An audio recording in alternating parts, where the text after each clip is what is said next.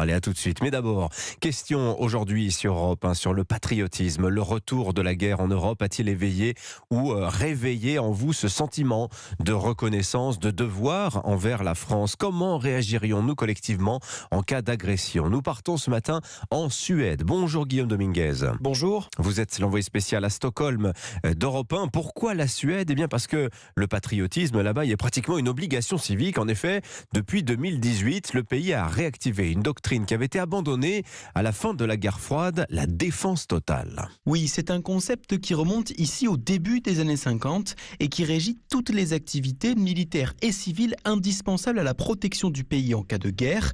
Pour faire simple, toutes les personnes âgées de 16 à 70 ans qui habitent en Suède, les Suédois naturellement, mais également les étrangers, doivent participer à la défense du royaume en cas de crise, et ce, peu importe leur secteur d'activité, comme nous l'explique Michael Malm, stratège à l'état-major de la défense des armées suédoises. La défense totale a toujours fait partie du fonctionnement même de notre société.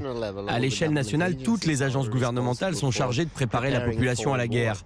Par exemple, les soignants doivent pouvoir continuer de soigner, ou si vous travaillez dans l'alimentaire, vous devez pouvoir fournir de la nourriture et des entrepôts pour la stocker. Tout le monde doit contribuer à son niveau.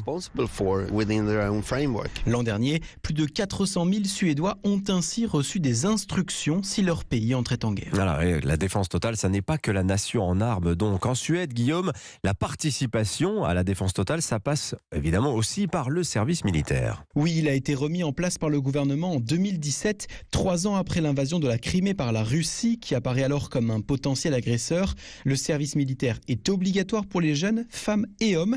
Je vous propose d'écouter Andreas Ottonsson, président du Conseil national des conscrits, qui nous explique son fonctionnement. À 16 ans, vous recevez chez vous une lettre de l'agence de recrutement des armées avec un test écrit.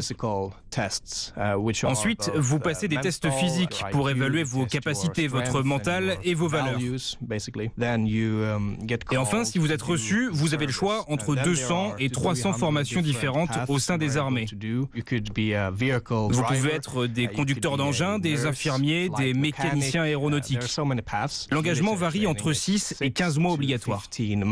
C'est un service militaire imposé qui est particulièrement bien accepté par les jeunes Suédois comme Hank Puss. Le jeune homme qui souhaite devenir policier termine sa première année en tant que hussard du régiment de renseignement de l'armée de terre. C'est important pour moi, non seulement pour mon développement personnel, mais surtout parce que je veux pouvoir défendre mon pays. Pour moi, tout homme ou femme doit pouvoir aider en cas de crise ou de guerre. En faisant à manger, en éduquant les petits, en se battant au front ou en conduisant des camions, peu importe. L'aide peut prendre n'importe quelle forme. Et depuis la remise en place du programme de défense totale en 2017, près d'un Suédois sur 2 est aujourd'hui prêt à réagir en cas de conflit armé, mais aussi de catastrophes naturelles, de pandémies ou de crise alimentaire majeure. Un reportage, Guillaume Dominguez, envoyé spécial d'Europe 1 en Suède. Il est 7h46.